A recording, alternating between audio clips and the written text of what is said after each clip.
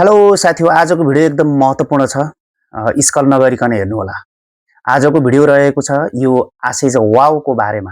साँच्चै आशिष वाव भनेको के हो त? धेरै साथीहरूलाई थाहा नहुन सक्छ। साँच्चै आज म आधिकारिक रूपमा विस्तृत जानकारी लिएर आएको छु। साँच्चै यो आशिष वाव भनेको के हो त? आशिष वाव भनेको जसको अर्थ के रहेछ भन्दा A to Z save the earth we are one family.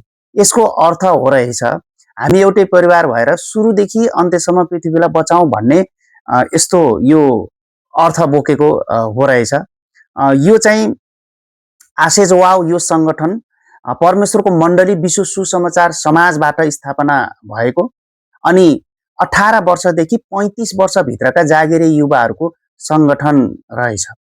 आशिष वाव यस संस्थाले परमेश्वरबाट सिकेको त्यो प्रेमलाई जस्ताको तस्तै व्यवहारमा लागू गर्दै यो आमाको प्रेमद्वारा संसारलाई बचाउँ भन्ने मूल नाराका साथ जीवन र प्रेम हुनु भएकी यो आमाको मनद्वारा विश्वव्यापी गाउँमा सबैजनालाई खुसी हुन सक्ने गरी नेतृत्व गरिरहेको रहेछ। त्यसैले यो परमेश्वरको मण्डलीका जागिरी युवाहरूको संगठन चाहिँ आशिष वावले सन् 2040 सम्म संसारलाई प्लास्टिक मुक्त बनाउने अभियानका साथ अघि बढिरहेको रहेछ। यो संगठन हाल विश्वभरि 178 वटा देशमा 60,000 सदस्यले आफ्नो कार्यक्षेत्रमा कार्य गरिरहेको रहेछ।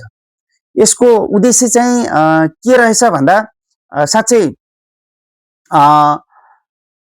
यो पर्यावरणको रक्षा गर्नको निम्ति पानी बचत गर्ने, बिजुली बचत गर्ने, प्रदूषण कम गर्नको निम्ति टिस्यु पेपरको सट्टा रुमाल प्रयोग गर्ने, वृक्षरोपण गर्ने, प्लास्टिक प्रदूषण कम गर्ने, जीवन बचाउने रक्तदान कार्यक्रम गर्ने, यो नीलो सागर र हरित पृथ्वीको रक्षा गर्ने, छिमेकमा प्रेम प्रवाह गर्ने, प्राकृतिक र कृत्रिम प्रकोपमा परेका आशा गुमाइरहेका संसारमा आशा प्रदान गर्ने जस्ता कार्य गर्दै आइरहेको रहेछ। यो संगठनको कार्यको कदर स्वरूप चाहिँ अहिले एकदमै विश्वमा ठुला ठुला राष्ट्रहरूबाट पनि पुरस्कार प्राप्त गरेको रहेछ। अमेरिकी राष्ट्रपतिबाट स्वयंसेवा पुरस्कार, पेरुको काङ्ग्रेस अध्यक्षबाट मान्यता प्रमाणपत्र, ग्रिन एप्पल पुरस्कार र ग्रिन वर्ल्ड पुरस्कार समेत पाइसकेको रहेछ। नेपालमा पनि विभिन्न प्रहरी कार्यालय, नगरपालिका, वाडाबाट समेत सम्मान पत्र प्राप्त गर्दै आइसकेको रहेछ।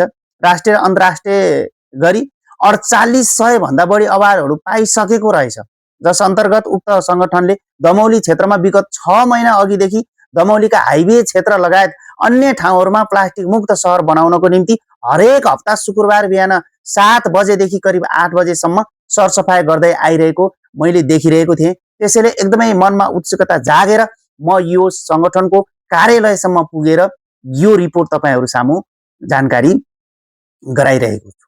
त्यसैले त्यहाँका केही सदस्यहरू भनिरहनु भएको थियो कि हाम्रो यो सानो सुरुवातले यहाँहरू सबैलाई प्रेरणा र हौसला मिलोस् भन्ने चाहन्छौँ भनेर जानकारी गराइरहनु भएको थियो। साँच्चै यो आशिष वावले गरेको यो कार्यलाई कस्तो लाग्यो जस्ताको तस्तै कमेन्टमा लेखिदिनु होला। यो भिडियोलाई धेरै भन्दा धेरै शेयर गरिदिनु होला भन्ने आशा गर्दछु। हस्त, धन्यवाद।